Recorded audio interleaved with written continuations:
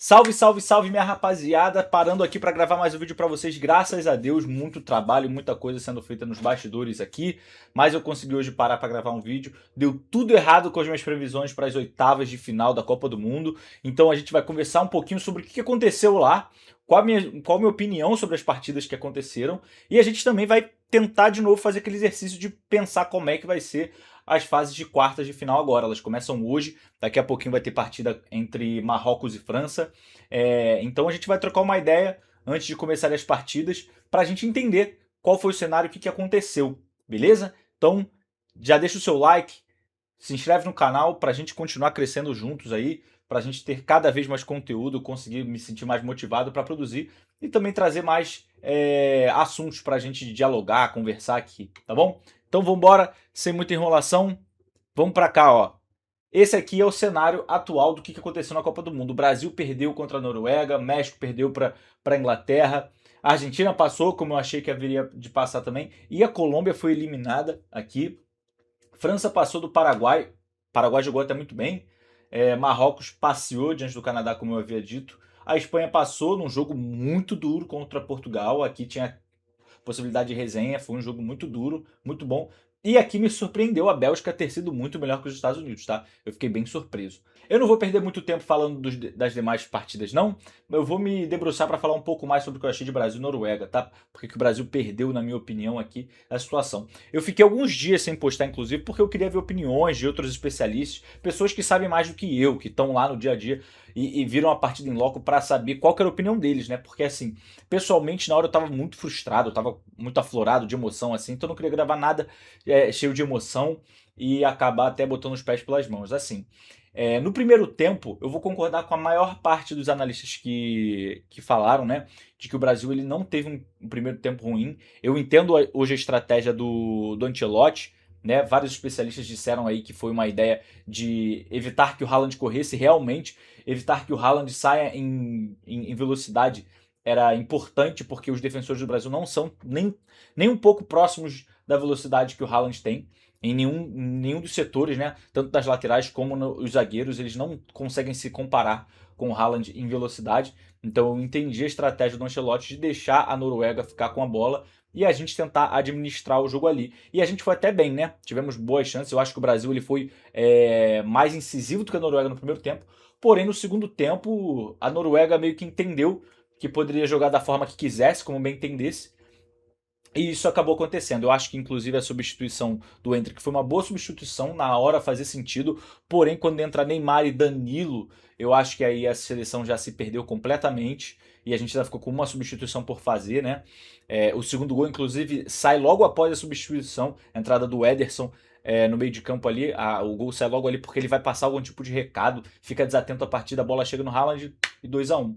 Eu acho que o Ancelotti ele errou na substituição, realmente. Eu vou concordar com boa parte das pessoas que viram isso. Ele errou bastante. Como na partida contra o Japão, brilhou a estrela dele, que fez boas substituições e soube identificar bem o que o jogo pedia do Brasil. No jogo contra a Noruega, eu acho que ele pôs os pés pelas mãos. Não conseguiu ter a melhor leitura ali da partida, do que o Brasil precisava para ganhar aquela partida.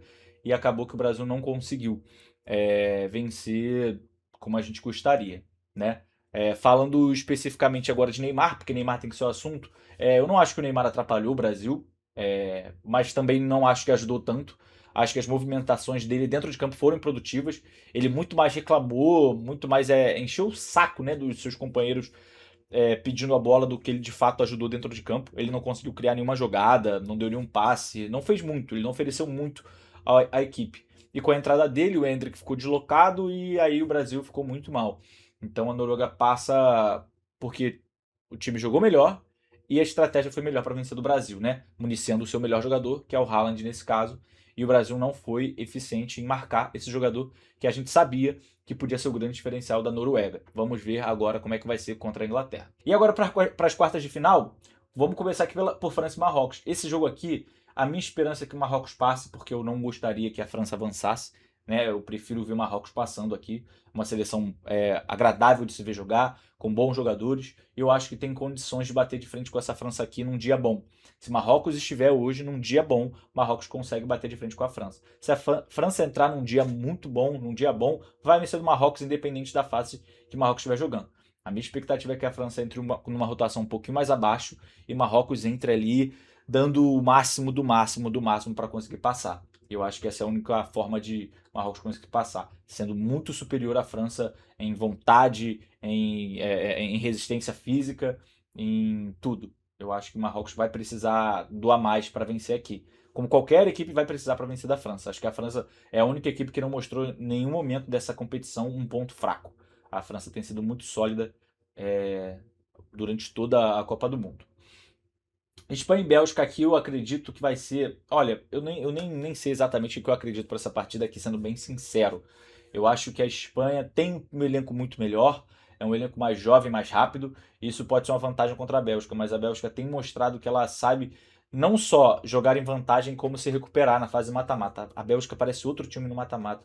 Eu acho que esse jogo tem condição de ser muito bom, muito disputado, mas a Espanha, apesar dos pesares, ela tem conseguido vencer e avançar das fases aí de forma relativamente tranquila, né? Sem sofrer muitos sustos. Apesar do jogo com Portugal ter sido 1-0, ela não tomou muitos sustos, sabe? Foi um jogo relativamente controlado. Ela também não assustou muito, mas conseguiu encontrar aquele golzinho ali. Bélgica, então, para mim, fica por aqui. Acho que esse é o teto da Bélgica. A Espanha passa para a semifinal contra a França.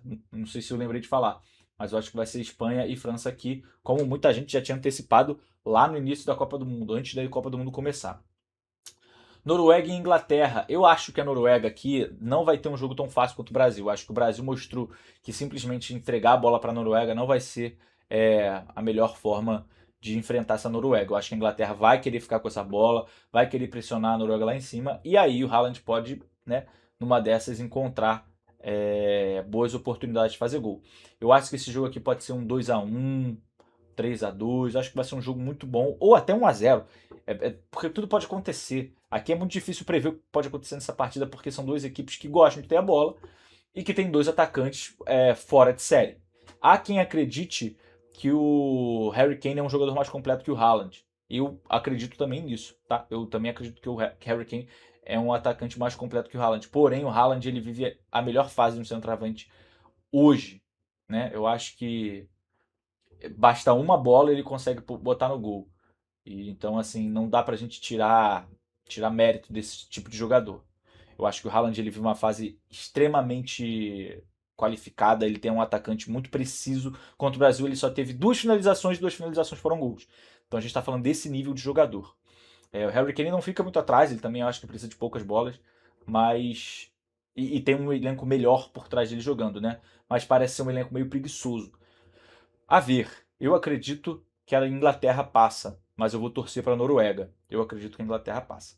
Argentina e Suíça, para mim aqui vai ser o jogo mais tranquilo para a Suíça, mais tranquilo para a Argentina, porque a Suíça, quando precisa jogar contra a Colômbia, não jogou. Um 0-0 feio, chato, cara de mamão. E a Suíça venceu a Argélia, assim, sem fazer muito esforço, porque a Argélia era um time muito fraco. E contra a Argentina vai enfrentar de fato agora uma seleção mais forte, de verdade, uma seleção com poderio ofensivo, um meio de campo super povoado, super criativo, que é o da Argentina. A Argentina que já demonstrou suas fraquezas, sofreu gols contra seleções muito mais fracas, sofreu gols contra seleções abaixo do top 20, e é a primeira vez que a Argentina está enfrentando uma seleção acima do top 20 do ranking da FIFA. Então, assim, a ver como será. Mas eu acredito ainda que a Argentina passa, porque mesmo dentro das dificuldades que enfrentou nas últimas partidas, a Argentina conseguiu superar muito porque tem o grande protagonista da Copa do Mundo para mim no momento, que é o Lionel Messi.